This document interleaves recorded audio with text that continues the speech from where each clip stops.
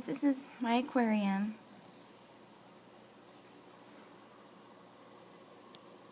That's a neon angelfish. And this is my map turtle named Spike. And that, I don't know if you could see it. I have 5 minnows in here, and one of them is pregnant. Some glare from my carpet.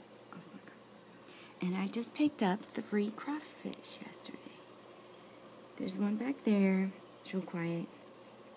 And there's one inside the log. I was hoping I could get a glimpse of.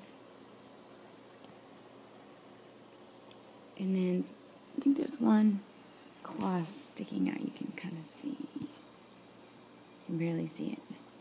And then I don't know where the other guy is. Anyway, there's my red-eared slider turtle. We just let our painted turtle go last night. And then, oop, it's hard for me to find him. Oh, this is our soft-shell turtle, Spiegel. This is Titus's little guy. Actually big. You can see that's his entire shell. And it is soft, so he can be hurt. And then there's my 3 angelfish. It's a mirrored image, so looks like I have 6. There's one of my minnows. I'm going to show the girl minnow who is like ready to start spawning, and I can't find her. She's probably inside the log.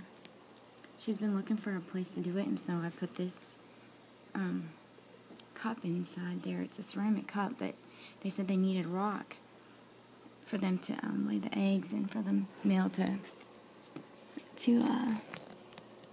start spawning with them. You probably can't see it. I'm gonna grab the light and see if I can shine it inside there. Not that it'll help. Alright. Anyway, we just have lots of fun watching them. And it is true, you can actually kill a crawfish by drowning. It's a funny thing. They have to have air bubbles or some sort of air stone or pumice or whatever. And we have that. And when you see them in creeks and stuff, it's because they have a lot of vegetation, which I just grabbed. This is actually a water lily. Actually, there's like 3 of them in there.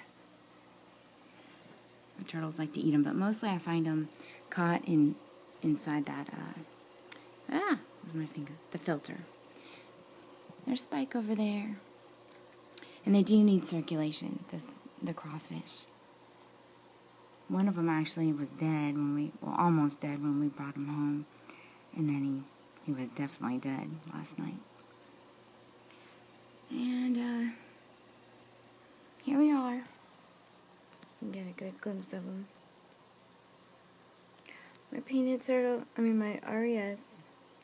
And then there's Spike, my soft shell.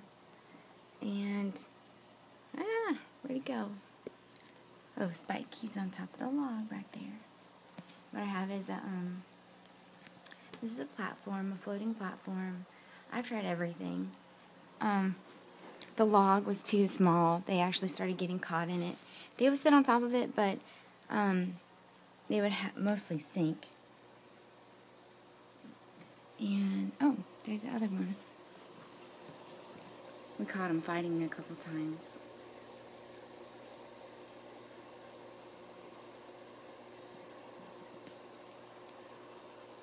And this is my filter. And it comes out, and this is the outtake and the intake. And we have a turtle terrarium light.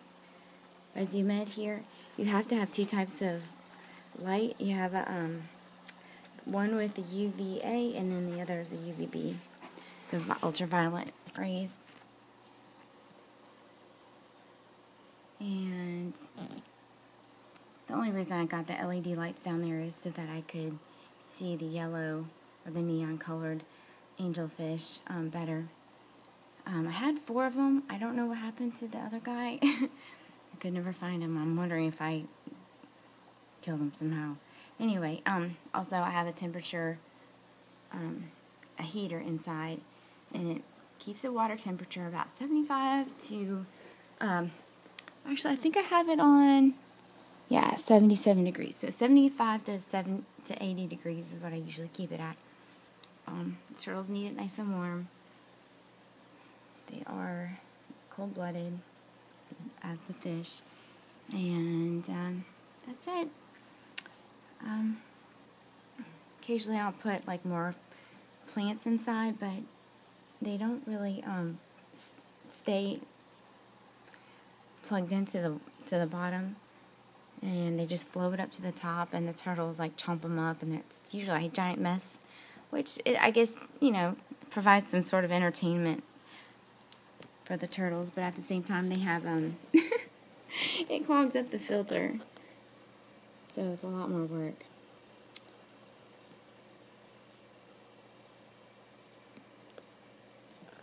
So there's another crawfish.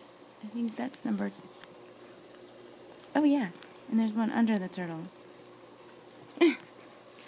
Earlier I saw, I don't know if I can get it closer.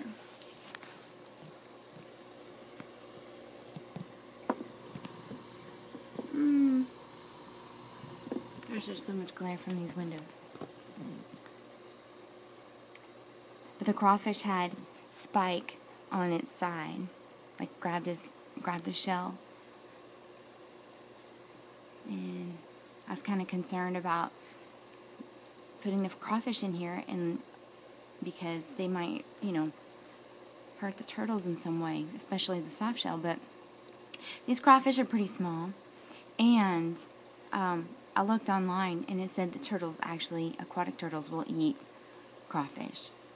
So I'm not so concerned anymore.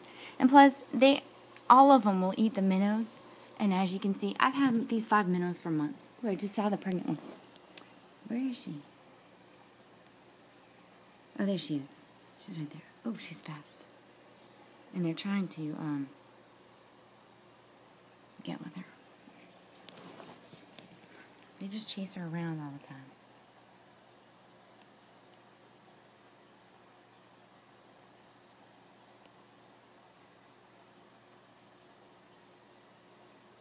There. You can tell she is loaded.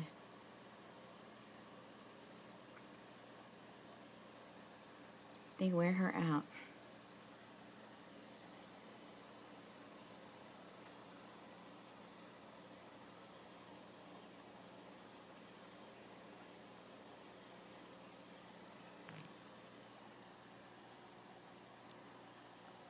And this is a 75-gallon glass tank. It's a lot bigger than the one I had before, but I am running out of space as it is. So I'd like to get a 150-gallon tank, but like this one was like, this tank here was about $100, or maybe less than that. I think it was like maybe 80 something. It was like $1 per. Oh look, they are just bugging the mess out of her. It was about $1 per gallon. I'm like, spawn already. We want to fertilize the eggs.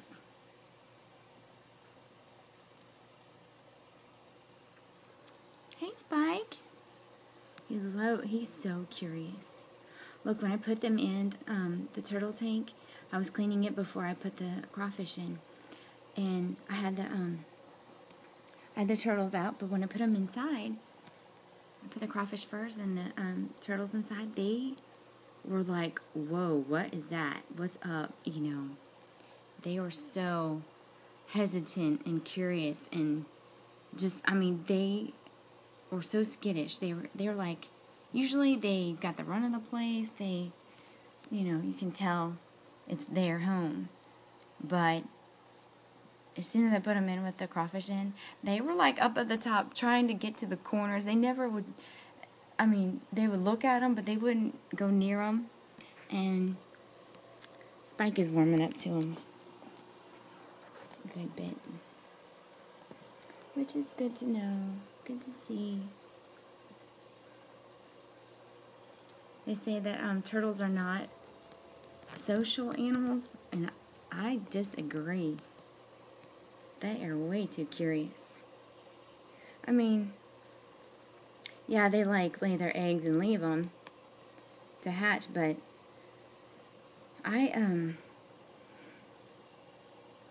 have seen like them follow each other and stay close to one another and that kind of thing a lot. And pay attention to what the other one's doing.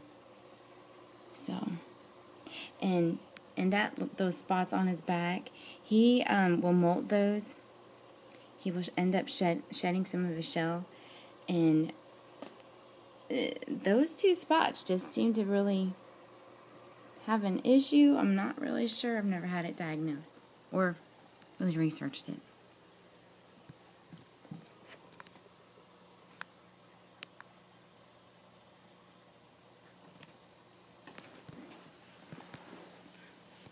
And this is how you can tell that this is an RES. If you can see the red on the side of his face where his ears are. And it's called a red-eared slider. And the reason why the other one, Saint, we had to let go. She was getting way too big. She was probably twice his size. But she had looked almost identical to him. I mean, a lot of differences in the face, but the same kind of coloring, very similar. But her underbelly was all white, was all yellow. And obviously, you can tell that that is a Mississippi map turtle because of his spikes. That's kind of pretty easy to tell.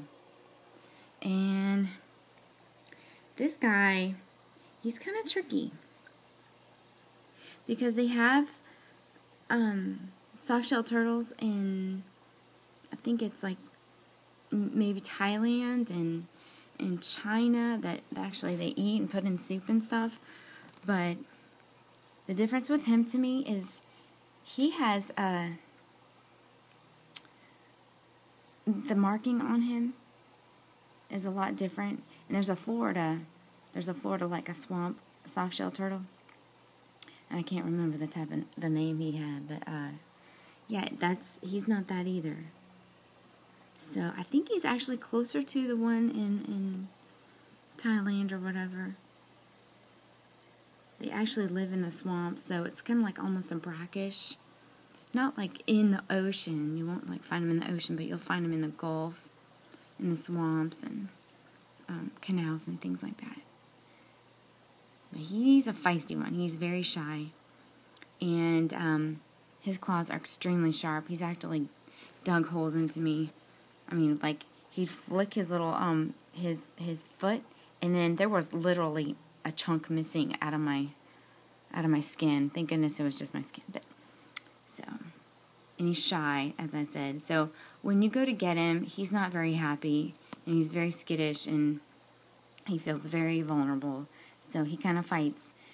He'll curve his head around, and it's very long. I mean, his neck can stretch very long, and he will come out and like it's a turtle. I guess this is probably who the turtleneck shirts are actually named after, because his neck will look like this, but then he'll dart out, and then he'll chomp as he goes, and it's like striking. Alright, there's my turtle tank. My little hobby. It was supposed to be the kids, but I think I kind of took over, as always. But I think we all enjoy it. And I've been looking for a crawfish forever, so I'm so excited I have some crawfish.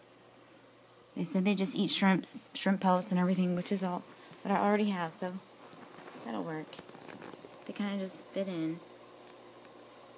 I'm not doing a lot of extra, except I put this log in there, what I had from before, but they seem to be getting along.